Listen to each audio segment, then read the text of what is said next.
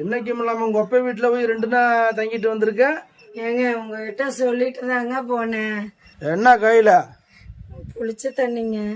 மணி என்ன? மணி 12ங்க. இந்த டைமுக்கு நான் என்ன குடிப்பேன்? வாட்டருங்க.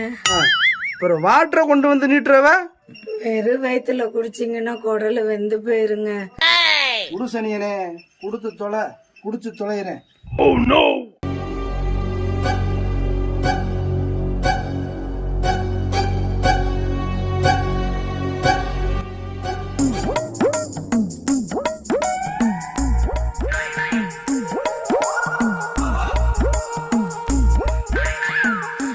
பிரசிடண்ட் ஐயா, எங்க வீட்டுக்காரு கள்ளச்சாராய குடிச்சிட்டு செத்து போயிட்டாரு ஐயா.